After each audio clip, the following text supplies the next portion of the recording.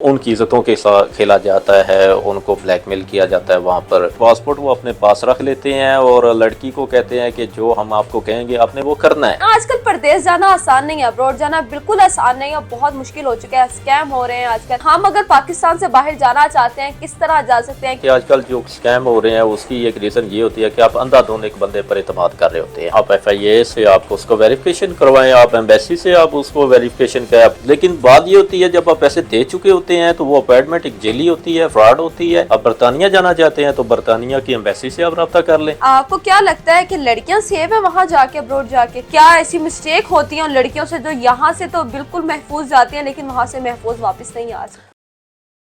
अस्सलाम वालेकुम नाज़रीन, आपके मेज़बान तैयबा और आप देख रहे हैं डेली धरती। नाज़रीन, डेली धरती में आपको खुशामदीद कहती हूँ। आज आपकी मुलाकात राय आबिद साहब से करवाने जा रही हूँ। नाज़रीन, जैसे कि आप जानते हैं कि हमारे पाकिस्तान के हालात क्या हैं, हर लड़का और हर लड़की की कोशिश यही होती है कि हम जो है अब्रॉड जाएँ, बाहर जाएं पाकिस्तान से, ताकि हम अपने घर वालों के लिए कुछ कमा सकें, जहां वो 2 वक्त की रोटी खाते हैं 3 वक्त की खा सके, बहन भाइयों की अच्छी तरह शादी हो सके और घर बार अपना हो सके। लेकिन वो परदेश में जिंदगी काटते हैं। लेकिन आजकल परदेश जाना आसान नहीं है, अब्रॉड जाना बिल्कुल आसान नहीं है, बहुत मुश्किल हो चुका है, स्कैम हो रहे हैं आजकल।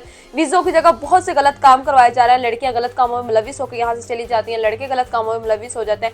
आखिर ये सारा सिस्टम है क्या, और हम अगर पाकिस्तान से बाहर जाना चाहते हैं किस तरह जा सकते हैं, क्या लीगल इश्यूज हैं, कौन सी इन्फॉर्मेशन जो हम सबको पता होनी चाहिए, ये सब बातें हमारे आज के प्रोग्राम का हिस्सा होंगी। आपकी मुलाकात करवाते हैं राय आबिद साहब से। अस्सलाम वालेकुम। जी वालेकुम अस्सलाम। सर, कैसे हैं आप? अल्हम्दुलिल्लाह। अल्हम्दुलिल्लाह। सर, पहला तो मेरा सवाल आपसे ये है कि हम जो है पाकिस्तान से बाहर ट्रस्ट करके कैसे जा सकते हैं, जबकि आजकल स्कैम बहुत ज्यादा हो रहा है? जी बिल्कुल, आपने एक बहुत अच्छा सवाल किया है और मैं समझता हूँ कि जो पाकिस्तान के हालात हैं इसको मद्देनज़र रखते हुए कि हर घर में बच्चा बच्ची है जो हैं जिनके हालात इतने ज़्यादा अच्छे नहीं हैं और ख़ुद को वो समझते हैं कि मैं बाहर चला जाऊँ या वहाँ पर मैं सेट हो जाऊँगा, तो उसके लिए सबसे बेसिक चीज़ें ये होती हैं कि आजकल जो स्कैम हो रहे हैं उसकी एक रीज़न ये होती है कि आप अंधाधुंध एक बंदे पर एतमाद कर रहे होते हैं। बिल्कुल राइट। तो वो ये चीज़ होती है कि वो बंदा आपको इस तरह ब्रेन वॉश कर देता है कि वो समझता है कि इससे बड़ा और मेरे लिए कोई फरिश्ता ही नहीं है, कि मैं यही मेरा कामयाबी का एक राज है।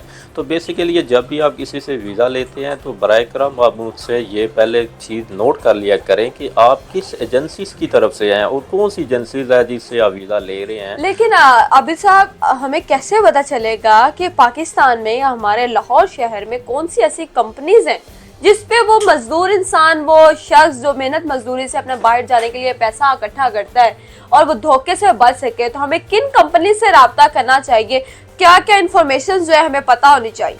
उसके लिए एक बुनियादी हमारे आप पाकिस्तान में अदारे हैं, ऑथराइज्ड हैं। आप FIA से आप उसको वेरिफिकेशन करवाएं, आप एम्बेसी से आप उसको वेरिफिकेशन करें। अपॉइंटमेंट आपकी आती है तो फर्स्ट ऑफ ऑल वो चीज़ करें कि आप एम्बेसी को दें कि आया कि ये जो मुझे एजेंट दे रहा है कि ये ठीक है, वैलिड है कि नहीं है, आप इनको चेक करवाएं। हमारे यहाँ यह क्या होता है कि बंदे को कहा जाता है आपकी अपॉइंटमेंट आ गई है, पेमेंट आप दें तो इतने दिनों में आपका वीज़ा आ जाएगा, तो आप गो टू दी अब्रॉड। लेकिन बात ये होती है जब आप पैसे दे चुके होते हैं तो वो अपॉइंटमेंट एक जेली होती है, फ्रॉड होती है। पैसे देकर वो जब आप दे जाते हैं तो वो एजेंट होते हैं, वो इधर उधर गायब हो जाते हैं। आप पैसों के चक्करों में फिर ऐसे दलील हो जाते हैं कि अपने ही पैसे फिर वापस लेने के लिए आप जो हो जाते हैं तैयार। तो ये चीज़ें हमारे पास ऑलरेडी मौजूद है। ये सफारत खाना क्या होता है, यही चीज़ होती है कि आप मतलब कि फॉर एग्जांपल हमारे मुल्क में एक ब्रिटिश जो है वो एक एम्बेसी है। अब बरतानिया जाना चाहते हैं तो बरतानिया की एम्बेसी से आप रब्ता कर लें। अब मुझे ये बताइएगा कि अभी जैसे कि लड़कियां भी बाहर जा रही हैं, अब्रॉड जा रही हैं, अपने घर का सहारा बन रही हैं, लेकिन आपको क्या लगता है कि लड़कियां सेफ है वहां जाके, अब्रॉड जाके? क्या उनको गलत कामों में मुलविस नहीं किया जाता? अगर किया जाता है, कुछ लड़कियों के साथ ऐसा भी इशू होता है, यहाँ से कोई और जॉब के लिए जाती है लेकिन वहां जाके उन्हें गलत कामों में मुलविस कर दिया जाता है, तो इसके पीछे क्या वजह है? क्या ऐसी मिस्टेक होती है उन लड़कियों से जो यहाँ से तो बिल्कुल महफूज जाती हैं लेकिन वहाँ से महफूज वापस नहीं आती? इधर से आपको कहते हैं कि आपको रेस्टोरेंट में जॉब दे दी जाएगी, किसी शॉपिंग सेंटर में आपको दे दी जाएगी, किसी आपको सिक्योरिटी की जॉब दी जाएगी। लेकिन होता क्या है जब वहाँ पर चले जाते हैं, लेडीज़ होती हैं, ख़ासकर लेडीज़ की बात मैं कर रहा हूँ, लड़के जो होते हैं वो ख़ुद को एडजस्ट कर जाते हैं, लेकिन लड़कियाँ बेचारी मजबूर हो जाती हैं। जब यहाँ से वो चली जाती हैं तो वहाँ पर वो क्या होता है कि जिस कंपनी से उन्होंने वीज़ा अपॉइंटमेंट एजेंट ने निकलवाया होता है तो वो ज़ाहिर सी बात है कि पासपोर्ट वो अपने पास रख लेते हैं और लड़की को कहते हैं कि जो हम आपको कहेंगे आपने वो करना है। वो बेचारी हालात से तंग आकर यहाँ से जाती है अपने माँ बाप का सहारा बनने के लिए। आजकल पाकिस्तान के हालात इतने टाइट हो चुके हैं कि एक बंदा अगर काम करता था पहले तो बाकी सब घर वाले बैठ के खाते थे। अब हालात कुछ इस तरह के हो चुके हैं कि अब सबको काम करना पड़ता है। और ये लड़कियां जब चली जाती हैं बाहर, वहाँ पर इनको गलत एक्टिविटीज़ में डाल दिया जाता है, बेचारी मजबूर होती हैं, वो फिर उनको काम करने पड़ते हैं। फिर ज़ाहिर सी बात है कि इज़्ज़त नफ्स सबसे ज़्यादा अजीज़ होती है, तो उनकी इज़्ज़तों के साथ भी खेला जाता है, उनको ब्लैकमेल किया जाता है वहाँ पर। तो ये इन चीज़ों से बचने के लिए यही ज़रूरी है। मैंने फ़र्स्ट ऑफ़ ऑल शुरू में यही बात की थी कि जब भी आप कोई वीज़ा या किसी कंसल्टेंट के पास जाते हैं तो उनसे पहले ये पूछें कि आपकी एजेंसी वेरीफाइड है, आप एजेंसी कि मतलब जिस कौंसलेट से आपका राब्ता है वो हमें बताएं। लेकिन वहाँ से जो लड़कियाँ इस चीज़ का शिकार हो जाती हैं, उनके बचने के लिए क्या तरीका कार है? वहाँ से लड़कियाँ किस तरह बच के पाकिस्तान वापस आ सकती हैं, किस तरह कंप्लेंट्स कर सकती हैं उनके लिए? क्योंकि क्या पता कि हमारा जो प्रोग्राम देख रहे हैं उसमें से कुछ गर्ल्स ऐसी हों जिस चीज़ का शिकार हो रही हूँ या अभी भी उस चीज़ से बचना चाहती हूँ, वो आपको सुन रही हो कि आप कोई ऐसी बात उन्हें बताएं जिसको वो अमल करें और अमल करके अपने घर पाकिस्तान महफूज वापस आ सकें। जी बिल्कुल, मैं आपको बताता हूँ ये चीज़। देखें, हमारा हर कंट्री में सिवाय इसराइल के अलावा बाकी हर कंट्री में हमारा एक सफारत खाना मौजूद होता है। ठीक है।